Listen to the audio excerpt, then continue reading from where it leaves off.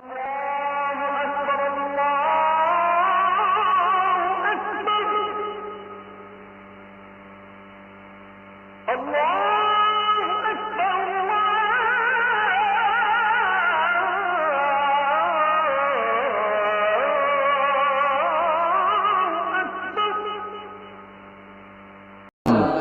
রাসূল সাল্লাল্লাহু আলাইহি ইসলামের নেতৃত্ব দেওয়ার গুণাবলী, তিনি কি করে উম্মাহকে লিড দিয়েছেন। এই যে আমাদের এখন সেন্ট্রাল লিডারশিপ নাই, তাই না? আমাদের কোন কেন্দ্রীয় নেতা আছে? কথা বুঝে নাই বোধহয়। আমাদের সেন্ট্রাল লিডারশিপ আছে?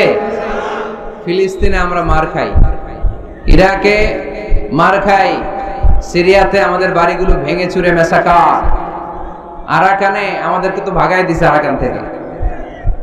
টেকনাফে 10 লক্ষেরও বেশি রোহিঙ্গা ভাইয়েরা বৃষ্টির মধ্যে কিভাবে যে থাকে, আর এই প্রচন্ড শীতে কিভাবে বেঁচে আছে একা আল্লাহই জানে। এর কারণ আমাদের কেন্দ্রীয় কোনো নেতৃত্ব নাই। আমাদেরকে যদি কেউ আঘাত করে, আমাদের পক্ষে কথা বলার মতো কোনো নেতা নাই। এরকম একজন নেতা আমাদের দরকার আছে না নাই? আল্লাহর হাবিব সাল্লাল্লাহু আলাইহি ইসলামের জীবনী থেকে আজকে আমরা জানার চেষ্টা করব নেতৃত্বের গুণাবলী, কি করে ভালো নেতা হওয়া যায়, কি করে আমাদের এই নেতৃত্বের সংকট দূর করা যায়।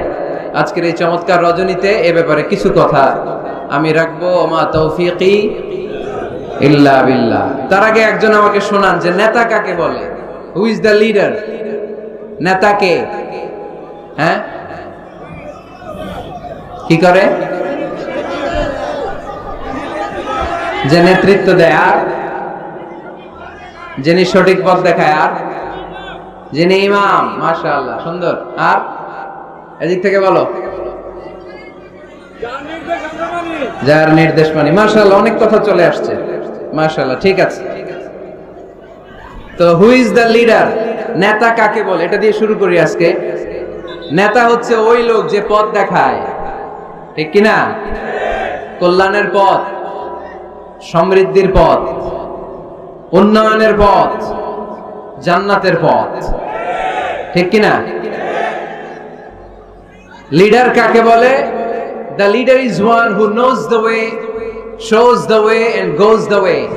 I repeat, আমি আবার বলছি, the leader is one who knows the way, who shows the way, who goes the way. নেতা তারে বলে who knows the way, যে পথ চিনে, নিজে পথ চিনে, shows the way, তারপরে মানুষের পথ চিনায়, পথ দেখায়, তারপর goes the way, সবাইরে নিয়ে ওই পথে চলতে পারে। চিল্লায় বলি ঠিক কিনা? নিজেও রাস্তা চিনে, রাস্তা চিনায়ও দিতে পারে, আবার ওই রাস্তায় সবাইকে নিয়ে চলতেও পারে। এজন্য নেতা ঠিক হওয়া দরকার। এটা হোক সামাজিক নেতা, হোক প্রতিষ্ঠানের নেতা, হোক মসজিদের নেতা বা ইমাম বা রাজনৈতিক নেতা, যে কোনো পর্যায়ে আল্লাহ তাআলা যাকে নেতৃত্বের জায়গায় বসিয়েছে, উনি পথ দেখানোর দায়িত্ব নিয়েছে। তাই নেতা যদি পথ হারায়, পথ হারাবে অনুসারী। নেতা যদি পথ হারায়, পথ হারাবে বাংলাদেশ। নেতা যদি পথ হারায়, পথ হারাবে আমার লাল সবুজের পতাকা। এজন্য আমরা আমাদের সকল পর্যায়ের নেতৃবৃন্দদের জন্য এই প্রোগ্রাম থেকে দোয়া করি, আল্লাহ তাআলা ওনাদেরকে যেন সুপথে রাখে এবং আমাদেরকেও যেন ওনারা সঠিক পথে পরিচালিত করতে পারে। আমরা সবাই আওয়াজ করে পড়ব আমিন। The leadership is the matter of influence, it's not the matter of position. নেতৃত্ব এটা ইনফ্লুয়েন্সের ব্যাপার, এটা পজিশনের ব্যাপার না। যে যত বেশি ইনফ্লুয়েন্সিয়াল, প্রভাব বিস্তারকারী, সে তত বড় নেতা। এটা ঠিক। কেউ যদি পজিশন পায়, সেও নেতা। পজিশন পাইলেও নেতা। একটা দায়িত্বে বসে, একটা চেয়ারে বসে দায়িত্ব পালন করতে করতে তার মধ্যে অনেক যোগ্যতা চলে আসে, কিন্তু আসল নেতা তিনি যিনি প্রভাব বিস্তারকারী, ইনফ্লুয়েন্সিয়াল। এবার বলেন তো, আমার নবী বিশ্বনবী মুহাম্মদ রাসূলুল্লাহ সাল্লাল্লাহু আলাইহি ওয়াসাল্লাম, উনি প্রভাব বিস্তারকারী নেতা ছিলেন কি ছিলেন না? মাইকেল এইচার্ট নাম শুনেছেন? একটা বই লিখেছিল, দি 100, a ranking of the most influential personality in the world. পৃথিবীর 100 জন মনীষীর জীবনী লিখে উনি বিখ্যাত হয়েছিলেন। 100 জন বিখ্যাত প্রভাব বিস্তারকারী নেতাদের মধ্য থেকে তিনি সর্বপ্রথম র্যাঙ্কিং এ যার নাম দিয়েছেন, তিনি হচ্ছেন মুহাম্মদ সাল্লাল্লাহু আলাইহি ওয়াসাল্লাম। আপনাদের খুশি লাগে না? দ্য 100 বইয়ের নাম, a ranking of the most influential personality in the world. পৃথিবী কাঁপানো 100 জন মনীষীর জীবনী তিনি লিখেছেন, আর 100 জনের মধ্যে নাম্বার 1 কারে দিবেন? আওয়াজ করে বলেন নাম্বার 1 কে? তিনি প্রভাব বিস্তারকারী নেতা ছিলেন। এজন্য নেতা যদি পথ হারায় খবর আছে, ঠিক কি না? আমরা নেতাদের জন্য দোয়া করি ওনারা যেন পথ না হারায়। এই নেতাদের ব্যাপারে একটা আয়াত তেলাওয়াত করে আমি আমার আলোচনা শুরু করেছি, যেখানে আল্লাহ তাআলা বলছেন ইয়াউমা নাদউ কুল্লা উনাসিম বিইমামিহিম। কিয়ামতের দিনটা হবে এমন দিন যেদিন প্রত্যেক দলকে আমি নেতা সহকারে ডাক দিব।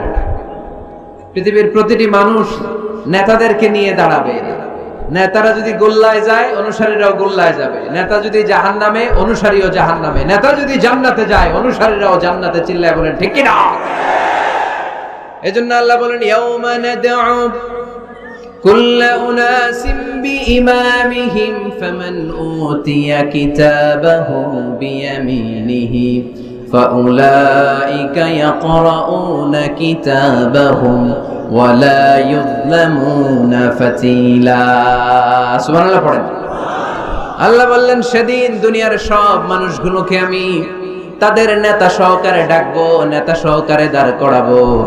সেদিন যাদেরকে ডান হাতে আমলনামা দেয়া হবে তারা তাদের আমলনামা পড়তে থাকবে, আর সেদিনকার বিচারে কারো প্রতি বিন্দু পরিমাণে জুলুম করা হবে না। সুবহানাল্লাহ পড়েন। তাহলে আপনি কি একা একা দাঁড়াবেন? আপনার সাথে কে দাঁড়াবে? আওয়াজ করে আরো জোরে সবাই মিলে বলেন নেতা। নেতা দাঁড়াবে, কর্মীরা দাঁড়াবে। এজন্য নেতা নির্বাচনের সময় সাবধান। নেতার অনুসরণ করে যদি কেউ জাহান্নামী হয় কিয়ামতের দিন সবাই নেতাকে দোষারোপ করবে। ওয়াকালু রাব্বানা ইন্না আতা'না সাদাতানা ওয়া কুবারানা ফাআদাল্লুনাস সাবিলা। সেদিন তারা বলবে হে আমাদের রব, আমরা আমাদের নেতাদের অনুসরণ করেছিলাম আর নেতারা আমাদেরকে ভুল পথ দেখিয়েছে।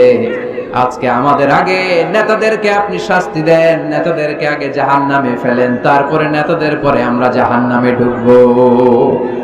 এজন্য প্রিয় ভাইরা, নেতা নির্বাচনের সময় সাবধান। যে কোনো নেতা, এটা রাজনৈতিক নেতা হতে হবে নট নেসেসারি, আমাদের সামাজিক কোনো অঙ্গ সংগঠনের নেতা, সামাজিক প্রতিষ্ঠানের নেতা, যে কোনো জায়গায় নেতা বানানোর সময় আমরা সাবধানে থাকবো। এবং নেতা যদি ভুল করে ফেলে ওনাকে ভদ্রভাবে শুধরে দেয়া, এটাও আমাদের দায়িত্ব। আওয়াজ করে বলতে হবে ঠিক কি না? ঠিক। মসজিদের ইমাম সাহেব, উনি মসজিদের নেতা, ঠিক কি না? আওয়াজ করে বলেন তো, ইমাম মানে কি? আরো জোরে বলেন। ইমাম সাহেব জোহরের সালাতে 2 রাকাতের পরে বসার কথা, ইমাম সাহেব দাঁড়ায় গেছে, কি করবেন? কি করবেন? ইদা নাবা আহাদুকুম শাইউন ফি সালাতিকুম ফালিয়ুসাব্বিহ। পিছন থেকে আমরা সুবহানাল্লাহ পড়বো, ঠিক কি না? যদি বাংলাদেশে আমরা কি পড়ে ফেলি? আল্লাহু আকবার পড়ে ফেলি, এতে কাজ হয়ে যায়। কাজ হয়ে যায়। ইমাম সাহেব বুঝতে পারে যে সামথিং গানা রং, কোনো কিছু ঝামেলা হচ্ছে, ভুল হয়েছে, উনি শুধরে যায়।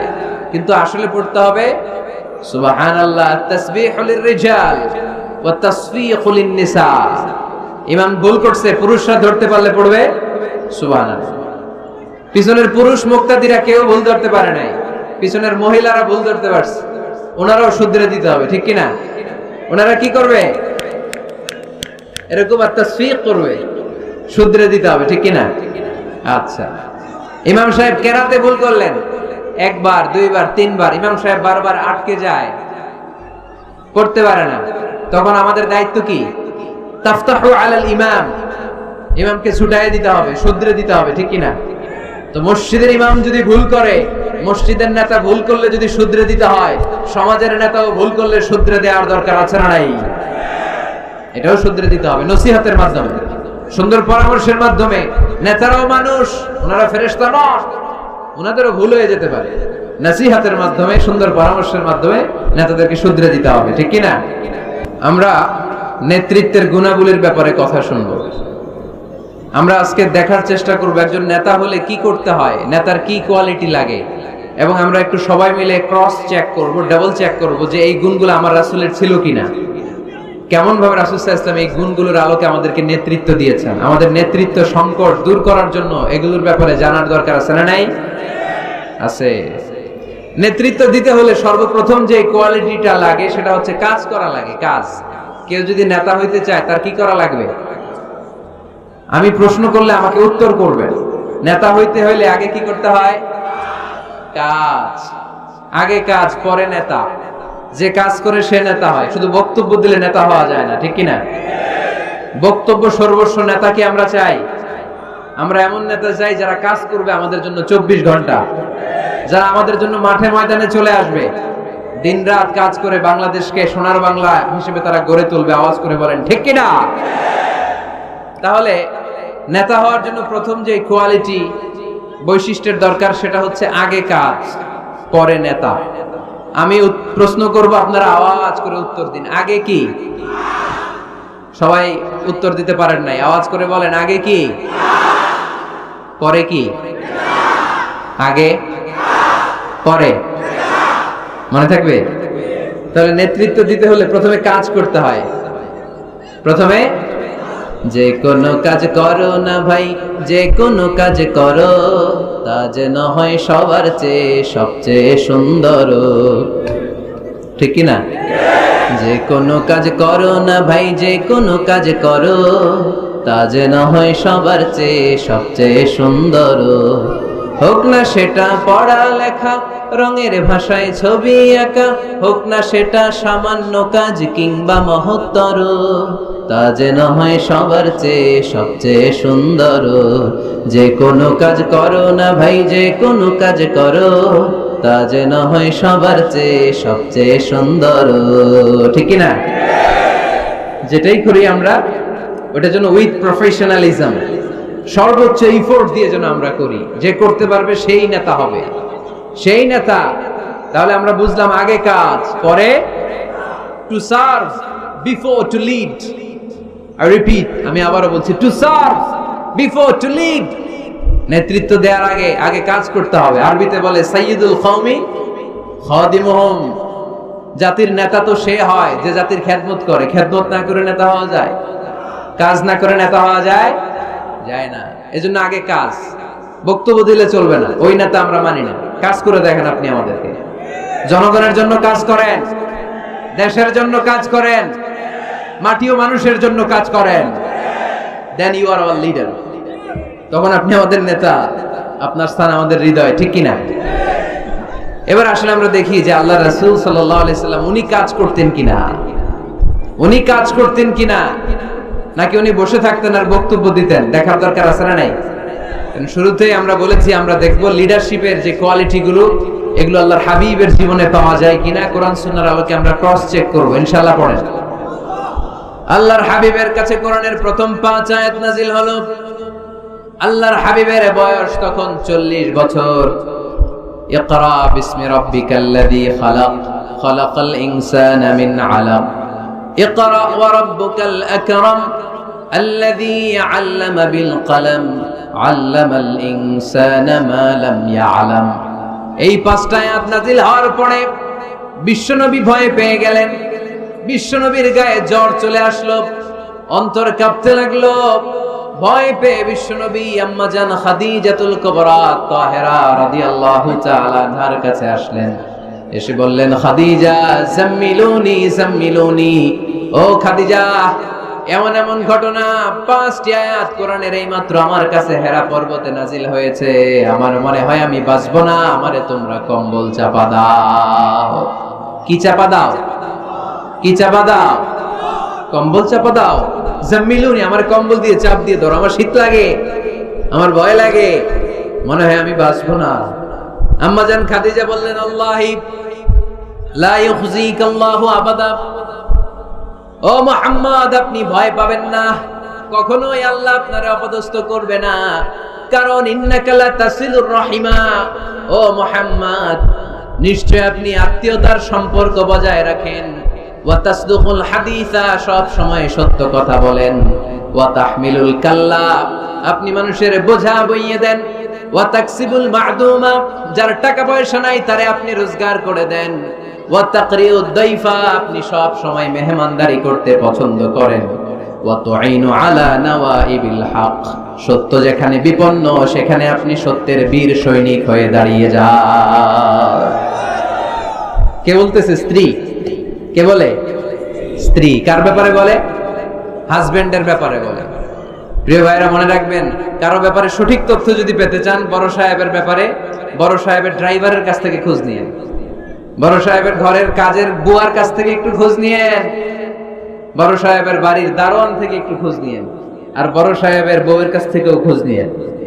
এই চারটা সোর্স থেকে যদি আপনি বড় সাহেবের ইনফরমেশন নেন, সব আসল ইনফরমেশন বেরিয়ে আসবে। চিল্লায় বলেন ঠিক কিনা? আল্লাহর হাবিব সাল্লাল্লাহু আলাইহি ওয়াসাল্লামের স্ত্রী আম্মা জান খাদিজাতুল কুবরা তাহেরা রাদিয়াল্লাহু তাআলা আনহা বললেন, আল্লাহি লা ইউখজিকাল্লাহু আবাদা। মুহাম্মদ, আপনি ভয় পাবেন না, আপনি ভয় পাবেন না। আল্লাহর শপথ, আমার তো এই আত্মবিশ্বাস আছে, আল্লাহ কখনো আপনারে অপদস্থ করবে না। কারণ আপনি আত্মীয়তার সম্পর্ক বজায় রাখেন, সব সময় সত্য কথা বলেন। আপনি সব সময় সত্য বলেন। মানুষ বোঝা টানতে পারে না, তাদের বোঝা আপনি টেনে মাথায় দিয়ে দেন। সুবহানাল্লাহ পড়বেন না? তাকসিবুল মা'দুম, যার উপার্জনের কিচ্ছু নাই, টাকা পয়সা নাই, তারে আপনি উপার্জন করে দেন। আপনি টাকা জমায় মানুষের মধ্যে দান করেন। আগে আপনি ছাগল চড়াতেন, অল্প কিছু টাকা পয়সা পেতেন। এরপরে আমার ব্যবসায় স্টাফ হিসেবে আসলেন, আরো কিছু টাকা পয়সা পেলেন। এগুলো আমি দেখেছি আপনি দেদাস মানুষের জন্য খরচ করে ফেলেন। যা টাকা পয়সা আছে এগুলো আপনি মেহমানদারিতে খরচ করেন। আর যেখানে সত্য বিপন্ন সেখানে আপনি লড়াকু সৈনিক হয়ে দাঁড়িয়ে যান। 6টা গুণের কথা বললেন, সুবহানাল্লাহ পড়েন। প্রিয় ভাইরা একটু চিন্তা করেন, তখনও উনি নবী হয় নাই, নবী যে হবেন এটা জানতেনই না। আল্লাহর ইলমে তিনি নবী, কিন্তু অফিশিয়ালি নবী হয়েছেন তিনি পৃথিবীতে 40 বছর বয়সে, ঠিক কিনা? তার মানে নবী হওয়ার আগেই, অফিশিয়ালি কোরআন আসার আগেই, অফিশিয়ালি নবুয়ত পাওয়ার আগেই আমার বিশ্বনবী জনকল্যাণমূলক কাজ শুরু করে দিয়েছিলেন। চিল্লায় বলতে হবে ঠিক কিনা? নেতা হন নাই, কিন্তু কাজ শুরু হয়ে গেছে।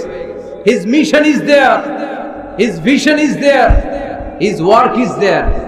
নবী হন নাই, ওহী আসে নাই, কিন্তু কাজ বন্ধ ছিল। কথা কন, কাজ ঠিকই চলেছে। সেই ছোট্টবেলা থেকে তিনি দানবীর, ছোট্টবেলা থেকে মেহমান খাওয়াতে পছন্দ করেন, ছোট্টবেলা থেকে কখনো মিথ্যা বলেন না, ছোট্টবেলা থেকে আত্মীয়দের খোঁজ খবর নেন। সেই ছোটবেলা থেকে, ইয়াং বয়স থেকেই সত্য যেখানে বিপন্ন সেখানে তিনি লড়াকু সৈনিক হয়ে দাঁড়িয়ে যান। তার মানে আগে নবী কাজ করছেন, পরে নেতৃত্ব আসছে। কথা বুঝি নাই? আগে কি? চিল্লায় বলতে হবে, আগে কি? নেতা হতে যাদের শখ, আগে কাজ করো, আগে পরিশ্রম করো, আগে জনগণের সেবা করেন, জনকল্যাণমূলক কাজের সাথে নিজেকে সম্পৃক্ত করেন। নেতৃত্ব আপনার হাতে এমনিতেই ধরা দিবে। আগে কাজ, পরে ক্ষমতা, ঠিক কিনা? তাহলে লিডারশিপ কোয়ালিটির প্রথম যে কোয়ালিটিটা আজকের এই আলোচনা থেকে আমরা জানলাম, যে নেতা হতে হলে you have to serve first, then you will be the leader. আগে আপনাকে সার্ভিস দিতে হবে, খেদমত করতে হবে। নেতৃত্বের লোভ নিয়ে বসে থাকা যাবে না, আগে কাজ। নেতা হই আর না হই, কাজ আমার চলবে। মাই মিশন ইজ দেয়ার। কোন অপশক্তি, কোনো কিছুই আমার কাজকে থামায় ফেলতে পারবে না। চিল্লায় বলেন ঠিক কিনা? আগে কাজ, পরে নেতা, ঠিক কিনা? প্রথম পয়েন্টটা বুঝতে পারছেন? নেতা হইতে হলে প্রথমে কি করতে হয়?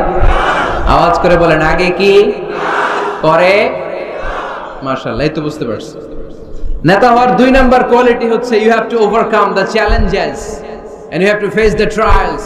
আপনাকে চ্যালেঞ্জ মোকাবেলা করার ক্ষমতা থাকতে হবে, বাধা বিপত্তি ডিঙিয়ে সামনে যাওয়ার ক্ষমতা থাকতে হবে, তাইলে আপনি নেতা।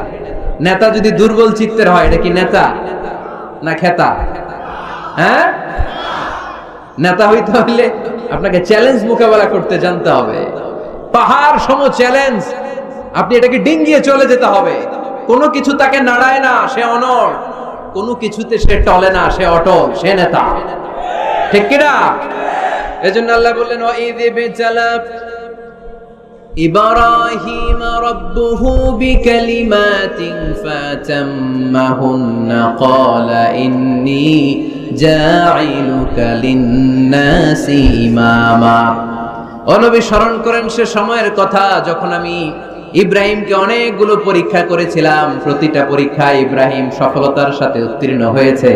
আর এই কারণে ইব্রাহিমকে ফলাফল স্বরূপ আমি জানিয়ে দিলাম, ইব্রাহিম ইন্নী জাইলুকা লিন-নাসি ইমামা, আমি তোমাকে গোটা বিশ্বের মানুষের ইমাম বানায়া দিলাম, নেতা বানায়া দিলাম। ইন্নী জাইলুকা লিন-নাসি ইমামা। When Allah test Ibrahim with some trials and he successfully overcome all the trials and Allah said, Ibrahim, I'm gonna make you the leader. Ibrahim যতগুলো পরীক্ষা নিয়েছে সবগুলাই পাস। আগুনের পরীক্ষা পাস, নমরুদের পরীক্ষা পাস, কাবা ঘরের দায়িত্ব দেয়া হয়েছে এই পরীক্ষায় পাস, সন্তানকে মরুভূমিতে রেখে আসতে বলা হয়েছে পাস। যতগুলো পরীক্ষা আমি নিলাম সবগুলাই তুমি পাস। তুমি বাধা বিপত্তি ডিঙিয়ে নিজেকে প্রমাণ করতে সক্ষম হয়েছে, আর ফলাফল স্বরূপ আমার ঘোষণা, ইন্নী জাইলুকা লিন-নাসি ইমামা, আমি তোমার ইমাম বানায় দিলাম, নেতা বানায় দিলাম। তার মানে নেতা হতে হলে যত ওভারকাম আছে, স্ট্রাগল আছে, চ্যালেঞ্জ আছে, এগুলো ডিঙিয়ে সামনের দিকে আগাতে হয়। নেতা ভয় পাইলে চলে না, চিল্লা এখন ঠিক কিনা? বাধা আসবে, বিপত্তি আসবে, নেতা অটল অনড়, তাহলেই চিনি নেতা। বুঝতে পেরেছেন? এবার আমরা দেখি যে আল্লাহ রাসূল সাল্লাল্লাহু আলাইহি ওয়াসাল্লামের জীবনে বাধা বিপত্তি ছিল কিনা, চ্যালেঞ্জ তিনি ওভারকাম করেছিল কিনা। আপনাদের কি মনে হয় আমার নবীর জীবনে কোনো বাধা বিপত্তি ছিল না? আওয়াজ শুনে তো মনে হয় ছিল না। হ্যাঁ, আবু জাহেল তো আল্লাহ রাসূলকে লাল গালিচার সংবর্ধনা দিছিল, তাই না? হ্যাঁ, গোলাপ ফুলের বিছানা বানায় রাখছিল, তাই না? পাহাড় সম চ্যালেঞ্জ ওভারকাম করে তিনি নিজের নেতৃত্বের প্রমাণ দিয়েছেন, নিজেকে প্রমাণ করে করে তিনি সামনের দিকে এগিয়েছেন, ঠিক কিনা? যেন তেন পরীক্ষা বিশ্বনবী দেন নাই, এমন এমন পরীক্ষা রব্বুল আলামিন বিশ্বনবীর কাছ থেকে নিয়েছেন, গোটা বিশ্বের কোন নবী ওই পরীক্ষা দেয় নাই। আল্লাহর হাবিব সাল্লাল্লাহু আলাইহি ওয়াসাল্লামকে পাগল বলা হয়েছে, হয় নাই? কবি বলা হয়েছে, গণক বলা হয়েছে, গণক। আল্লাহ রাসূল সাল্লাল্লাহু আলাইহি ওয়াসাল্লামকে বলা হয়েছে আফতার, লেজ কাটা, নির্বংশ। আল্লাহর হাবিব সাল্লাল্লাহু আলাইহি ওয়াসাল্লাম যখন মক্কায় সালাত পড়তেন, ওটের পচা নারী বুড়ি পিঠে চাপিয়ে দেয়া হতো। 3 বছর শিয়াবে আবি তালেবের জেলখানায় বন্দী ছিলেন। আপনি বন্দী ছিলেন কয় বছর? আমি ছিলাম কয় বছর? আল্লাহর হাবিব সাল্লাল্লাহু আলাইহি ওয়াসাল্লাম কয় বছর বন্দী? এটা অর্থনৈতিক আগ্রাসন, সামাজিক বয়কট। এদের সাথে কারো বিয়ে হবে না, এদের কাছে কোনো পণ্য বিক্রি করবে না, এদের থেকে কিছু কিনবে না। প্রথম বছর যেহেতু ওনারা ছাগল চড়াতেন, ছাগলের গোশত খেলেন। দ্বিতীয় বছর সাহাবারা ছাগলের চামড়া খেলেন। তৃতীয় বছর গাছের পাতা, লতা পাতা, শিকড় আর ছাল খেয়ে বেঁচেছিলেন। The life is not a bed of roses. এই পৃথিবীটা কুসুমাস্তীর্ণ নয়, এটা কণ্টকাকীর্ণ। এই পৃথিবীতে কেউ কাউর জন্য জায়গা ছেড়ে দেয় না, এখানে জায়গা করে নিতে হয়। পৃথিবীতে তোমাকে জানান দিতে হবে যে তুমি পৃথিবীতে এসেছো। কঠিন বিপত্তিকে, পরীক্ষাকে তুমি জানাও যে তুমিও কম শক্ত না, ঠিক কিনা? একজন পুরুষের 1 ফোঁটা বীর্যে 20 কোটি শুক্রাণু না থাকলে চিকিৎসা বিজ্ঞান বলে ওই বীর্য থেকে কোনো সন্তান জন্ম নেয় না। 1 ফোঁটা বীর্যে কয় কোটি শুক্রাণু? 20 কোটি শুক্রাণু। ওই 20 কোটি শুক্রাণুর মধ্যে আমি একটা, ঠিক কিনা? আপনি একটা, আমরা সবাই এক একটা। এই প্রতিটা শুক্রাণু চেয়েছিল ডিম্বাণুর গায়ে আঘাত করে সফল হতে, কেউ হইতে পারে না। 19,99,99,999টা ফেল। পাস করছিলাম সেদিন আমি, পাস করেছিলেন, চ্যাম্পিয়ন হয়েছিলেন সেদিন আপনি। সেদিন আপনার হাত ছিল, পা ছিল, মামা খালু ছিল, ফোন কল ছিল, এত কিছু না থাকতো সেদিন আপনি চ্যাম্পিয়ন হয়েছেন। কেউ আপনারা থামায় রাখতে পারে নাই। তার মানে এই পৃথিবীর বুকেও কেউ আপনারা থামায় রাখতে পারবে না। চিল্লায় বলেন ঠিক কিনা? পারবে না। অদম্য সাহস আর শক্তি সম্ভাবনাকে দিয়ে আল্লাহ তাআলা মানুষকে তৈরি করেছেন। এক একটা মানুষের যে কি ব্রেনের ক্যাপাসিটি, তার যে কত ক্ষমতা আল্লাহ দিয়েছেন মানুষ জানেই না। আল্লাহর হাবিব সাল্লাল্লাহু আলাইহি ওয়াসাল্লাম এরকম বাধা বিপত্তি অতিক্রম করে নিজেকে প্রমাণ করে করে সামনের দিকে এগিয়েছেন। 3 বছর জেল খাটলেন। মক্কা থেকে 80 কিলোমিটার পথ পাড়ি দিয়ে তিনি তায়েফে গেলেন। তায়েফে কেন গেলেন? জমি কেনার জন্য, তাই না? কথা কয় না? 10 বিঘা জমি কেনার প্ল্যান করছিলেন তায়েফে।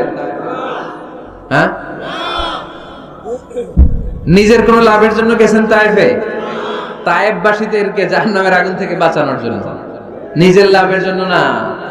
তায়েফবাসীরা যেন জাহান্নামে ফেরেশতাদের লাথি না খায়, তায়েফবাসীরা যেন জাহান্নামের আগুনে না জ্বলে, ওদেরকে বাঁচানোর জন্য, ওদের লাভের জন্য আল্লাহর হাবিব সাল্লাল্লাহু আলাইহি ওয়াসাল্লাম গিয়েছিলেন। সেখানে তিনি ওয়েলকাম হন নাই, সেখানে পাথর বৃষ্টি মারা হয়েছে।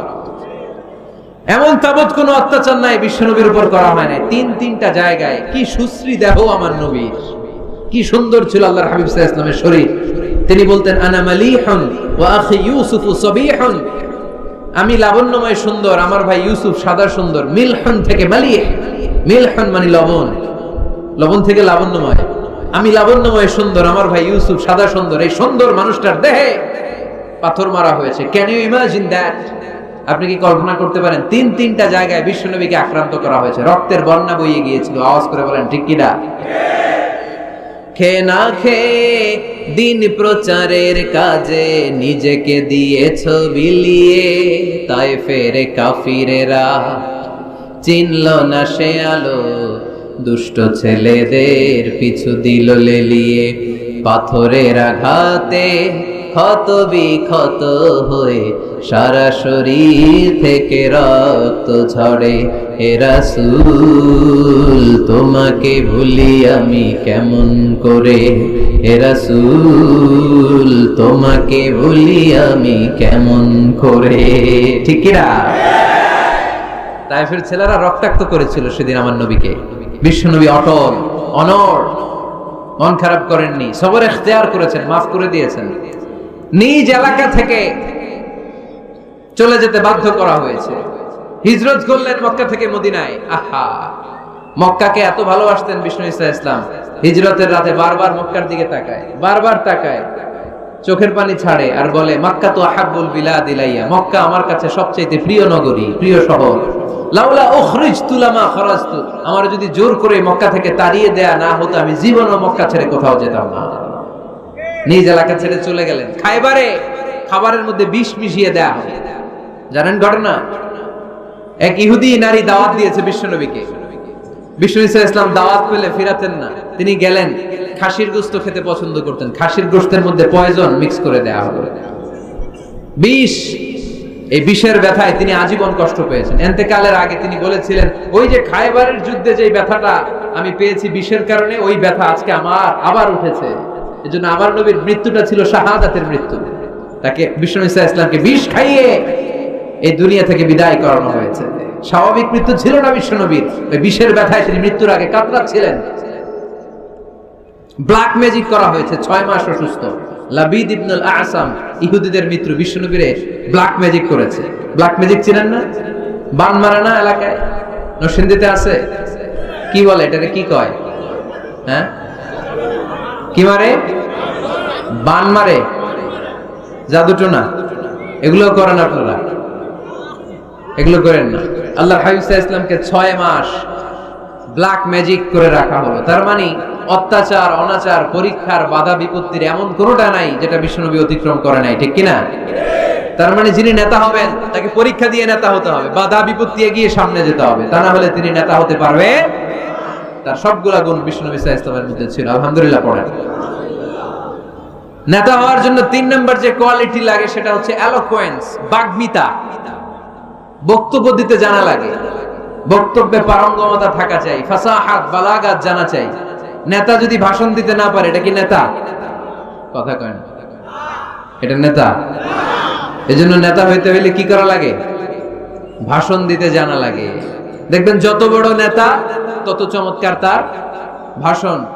আমাদের এদেশের স্বাধীনতার স্থপতি বঙ্গবন্ধু শেখ মুজিবুর রহমানের সেই 7ই মার্চের রেসকোর্সের ভাষণ মনে আছে? এবারের সংগ্রাম মুক্তির সংগ্রাম, এবারের সংগ্রাম এখনো কানে বাজে, ঠিক কিনা? যতদিন বাংলাদেশ থাকবে ততদিন এই ভাষণ থাকবে কি থাকবে না? তাহলে নেতা হইতে হইলে এরকম ভাষণ জানা লাগে। বারাক ওবামার নাম শুনছেন? কথা কয় না, শুনছেন? শুনছেন? এই লোকটাও চমৎকার ভাষণ দিতে জানতো। যে এলাকায় যাইতো ওই এলাকা ধরে ডাক দিত, লোকজন খুশি হয়ে যেত। নির্বাচনে জিতে প্রথমে উনি গেল শিকাগো সিটিতে, আমেরিকা একটা শহর আছে শিকাগোতে, বিশাল বড় অ্যাসেম্বলি। উনি ভাষণ শুরু করলেন এভাবে, হ্যালো শিকাগো, মানে পুরো শিকাগো শহরটার একটা ডাক দিলেন। শিকাগোর লোক তো আনন্দে আটখান হয়ে কাই, খুশি। তার মানে নেতাকে ভাষণ দিতে জানতে হয়। কথা বলতে না জানলে নেতা হইতে পারে? কথা বলেন। বক্তব্যে পারঙ্গমতা থাকা চাই, অসাধারণ বক্তব্য দেওয়ার ক্ষমতা থাকা চাই। এবার আসুন দেখি বিষ্ণু ইসা ইসলামের এটা ছিল কি ছিল না? আল্লাহর হাবিব ইসা ইসলামের বক্তব্য দেওয়ার গুণাবলী ছিল কি ছিল না? সহিহ মুসলিমের বর্ণনা, আল্লাহর হাবিব ইসা ইসলাম বলেন, উতিতু জাওয়ামিউল কালিম, আমাকে আল্লাহ তাআলা জাওয়ামিউল কালিম দিয়েছে। মানে আমি এমন কথা বলি, কথাগুলো ছোট কিন্তু এর আবেদন অনেক বড়। আমি কথা বলি অল্প কিন্তু এটার impact in the heart of people, in the heart of the listener, যারা শুনে তাদের হৃদয়ে এটার প্রভাব অনেক বেশি। আমার কথাগুলো concise in wording but comprehensive in meaning. বলি কম, অর্থ বেশি। হাজার লাইন ব্যাখ্যা করো, আমার কথাকে ব্যাখ্যা শেষ করা যায় না। চিল্লায় বলেন ঠিক কি না? তিনি জাওয়ামিউল কালিম জানতেন, এত সুন্দর পরিষ্কার পরিচ্ছন্ন আরবি ভাষায় তিনি কথা বলতেন। আবার আম্মা জান বলেন, সেই বুখারীর বর্ণনা, আল্লাহর হাবিব সাল্লাল্লাহু আলাইহি ওয়াসাল্লাম যখন বক্তব্য রাখতেন, লাউ আদাহুল আদুল আহসাহু, কেউ যদি চাইতো আল্লাহর হাবিব সাল্লাল্লাহু আলাইহি ওয়াসাল্লাম বক্তব্যে কয়টা বাক্য বলেছেন, কয়টা শব্দ বলেছেন, কয়টা বর্ণ ব্যবহার করেছেন, চাইলে প্রতিটা বাক্য আর শব্দ হাতে গোনা যেত। সুবহানাল্লাহ নাই? এত সুন্দর পরিচ্ছন্ন আরবিতে তিনি বক্তব্য করতেন, কথা বলতেন। লাউ আদাহুল আদুল আহসাহু, কেউ চাইলে গুনতে পারতো যে রাসূল সাল্লাল্লাহু আলাইহি ওয়াসাল্লাম ওনার ভাষণে কয়টা বাক্য বলেছেন, ওনার এই বক্তব্যে তিনি কয়টা শব্দ ব্যবহার করেছেন, চাইলেই গুনা যেত। সুবহানাল্লাহ পড়েন। আল্লাহর হাবিব সাল্লাল্লাহু আলাইহি ওয়াসাল্লাম যখন বর্ণনা করতেন, বুখারীর বর্ণনা, আ'আদাহা সালাসান, গুরুত্বপূর্ণ কোনো কথা বললে এটা তিনবার রিপিট করতেন, হাত্তা তুফহামা আনহু, যাতে এটা সহজে বোঝা যায়। গুরুত্বপূর্ণ কথা বলার সময় কয়বার বলতেন?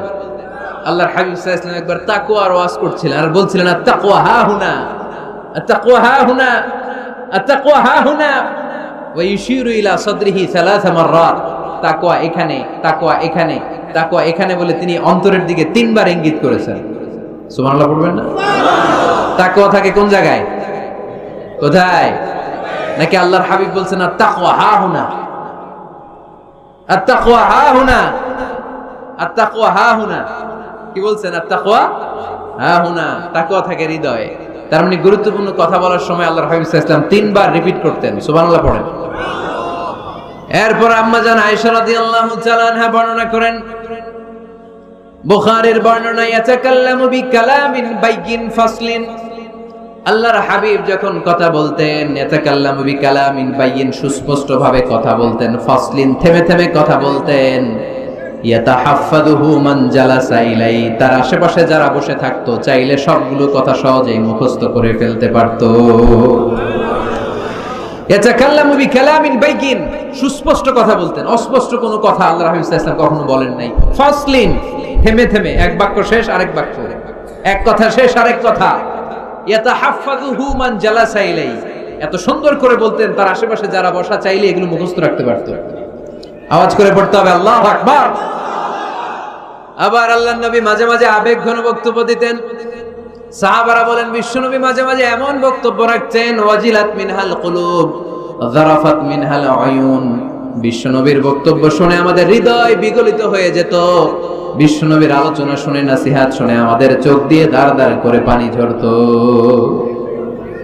দাঁড় দাঁড় করে চোখ দিয়ে পানি ঝরতো, হৃদয় বিগলিত হয়ে যেত। তার মানে আবেগঘন বক্তব্য দিতে জানতেন। আবার পাশাপাশি বিশ্বনবী মাঝে মাঝে জিহাদি বক্তব্য দিতেন, তেজস্বী বক্তব্য দিতেন। হাত্তা ইহতামাররাত আইনা ওয়া আলা সাওতুহু ওয়াশতাদ্দা গাদাবু, মাঝে মাঝে যখন জ্বালাময়ী তেজস্বী ভাষণ দিতেন চেহারাটা লাল হয়ে যেত, চোখগুলো লাল হয়ে যেত, বিশ্বনবীর কণ্ঠ উঁচু হয়ে যেত, রাগে তিনি গড়গড় করতে থাকতেন, মনে হচ্ছে তিনি সেনাবাহিনীর কমান্ডার। সুবহানাল্লাহ পড়েন। এই বর্ণনাগুলো থেকে বোঝা যায় একজন বক্তার বক্তব্য দেওয়ার যত কোয়ালিটি থাকতে পারে, যত চমৎকার বক্তব্যের পারঙ্গমতা থাকতে পারে, তার সবগুলো আমার নবীর মধ্যে ছিল কি ছিল না? আওয়াজ করে বলেন, ছিল কি ছিল না? তার মানে নেতৃত্বের যে গুণাবলী, তার 3 নাম্বার গুণাবলী হচ্ছে বাগ্মিতা, এলোকুয়েন্স। নেতার কথা বলতে জানতে হবে। আর তার সবগুলো গুণ আমার বিশ্বনবীর জীবনের মধ্যে পাওয়া যায়, ঠিক কিনা? আপনাদের কি কষ্ট হচ্ছে? গরম লাগতেছে না? আমার তো লাগতেছে অনেক। শেষ করে দেই তাইলে, না? হ্যাঁ, কষ্ট হচ্ছে না? তাকবীর দেয়া যাবে? জোরে না আস্তে? কত জোরে? অনেক জোরে।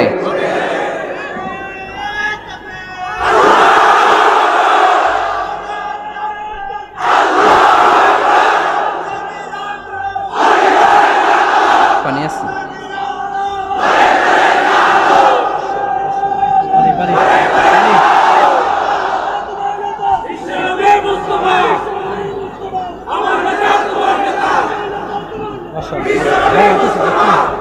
মাশাআল্লাহ মাশাআল্লাহ, ঠিক আছে। তাহলে আরো কয়েক মিনিট বলা যায় না? আচ্ছা, নেতৃত্ব দেওয়ার 4 নম্বর গুণাবলী হচ্ছে the leader should be broad minded, he shouldn't be the narrow minded. নেতা হইতে হইলে বড় মনের হইতে হবে, কলিজাটা হইতে হবে এত বড়, পুরো দেহটাই হইতে হবে কলিজা। কথা কয় না? পুরো দেহটাই কলিজা, ঠিক কি না? নেতা যদি ন্যারো মাইন্ডেড হয়, এটা কি নেতা? নেতা হতে হবে broad minded. The leader should be accommodative mentalities. নেতার অ্যাকোমোডেট করার মেন্টালিটি হতে হবে। উনি সবার, যেমন আমাদের বাংলাদেশের গণপ্রজাতন্ত্রী বাংলাদেশের প্রধানমন্ত্রী মাননীয় প্রধানমন্ত্রী শেখ হাসিনা, উনি কি শুধু আওয়ামী লীগের নেতা? কথা কয় না? শুধু বিএনপির নেতা? শুধু জামাত ইসলামের নেতা? জাতীয় পার্টির নেতা? শুধু জাসদের নেতা? উনি কার নেতা? উনি এই বাংলাদেশের 17 কোটি মানুষের নেতা, ঠিক কিনা? আপনি নেতা হইলে আপনি সবার হবেন। আপনি এমপি, আপনার নির্বাচনী এলাকায় যারা আছে আপনি সবার এমপি। আপনি এলাকার পুরুষদের এমপি, এলাকার নারীদের এমপি, এলাকার হিজড়াগুলারও এমপি আপনি। চিল্লা এখন, ঠিক কিনা? আপনি সবার, আপনার হৃদয়টা হইতে হবে এরকম আকাশের মতো বিশাল, সাগরের মতো উদার। নেতা হইতে হইলে ব্রড মাইন্ডেড হইতে হবে, অ্যাকোমোডেটিভ হইতে হয়, তাই না? এবার আসেন দেখি, আমার বিষ্ণু ইসা ইসলাম যে নেতা ছিলেন, উনি কি ন্যারো মাইন্ডেড ছিলেন না ব্রড মাইন্ডেড? কথা বোঝে নাই বোধহয়। ব্রড মাইন্ডেড ছিলেন। কত ব্রড মাইন্ডেড? আল্লাহ রাসূল সাল্লাল্লাহু আলাইহি ওয়াসাল্লামের ব্যাপারে আল্লাহ পাক বললেন, ওমা আরসালনাকা ইল্লা রাহমাতাল লিল আলামিন, I have sent you as a mercy for the entire universe. নবী হে, আমি আপনাকে গোটা বিশ্বের সবার জন্য রহমত করে, বিশ্ববাসীর জন্য রহমত করে প্রেরণ করেছি। বুঝে শুনে উত্তর দিয়েন তো, আল্লাহকে এখানে বলছেন ওমা আরসালনাকা ইল্লা রাহমাতাল লিল মুসলিমিন, বলছে রাহমাতাল লিল মুত্তাকিন, রাহমাতাল লিল মুসাল্লিন, কি বলছে? আল্লাহ বলেছেন ওমা আরসালনাকা ইল্লা রাহমাতাল লিল আলামিন, নবী হে, আমি আপনাকে গোটা বিশ্বের সবার জন্য রহমত করে দুনিয়ায় প্রেরণ করেছি। তিনি সবার জন্য রহমত, সবার জন্য। আল্লাহ রাসূল সাল্লাল্লাহু আলাইহি ওয়াসাল্লাম ছিলেন ব্রড মাইন্ডেড, সবার জন্য তিনি রহমত। মানুষের জন্য রহমত, জিন জাতির জন্য রহমত, ফেরেশতাদের জন্য রহমত, মৎস্যকুলের জন্য রহমত, পক্ষীকুলের জন্য রহমত, গোটা বিশ্বের সবার জন্য। আস্তিকদের জন্য যেমনি রহমত, নাস্তিকদের জন্য রহমত, ঠিক কিনা? আল্লাহর হাবিব সাল্লাল্লাহু আলাইহি ওয়াসাল্লাম একবার একটা লাশ দেখে দাঁড়িয়ে গেলেন। কি দেখে? লাশ দেখে দাঁড়ালেন। সাহাবারা বললেন ইন্নাহু ইয়াহুদি, নবী ইন্নাহু ইয়াহুদি, এটা ইহুদির লাশ, আপনি দাঁড়ালেন যে? আল্লাহর হাবিব সাল্লাল্লাহু আলাইহি ওয়াসাল্লাম বললেন আওয়ালাইসাত নাফসান, এটা কি মানুষ না? হোক না ইহুদি, হোক না খ্রিস্টান, হোক না আস্তিক আর নাস্তিক, আমি তো মানুষ দেখে দাঁড়াইছি। সুবহানাল্লাহ কইবেন না? এজন্য সবাইরে আগে মানুষ মনে করুন। আগে কি মনে করবেন? পরে দলাদলি কইরেন। আমরা দেখা মাত্র বলি কোন পীরের মুরিদ? দেখা মাত্র প্রথম প্রশ্ন কি? হ্যাঁ, কোন পীরের মুরিদ? কোন দল করেন?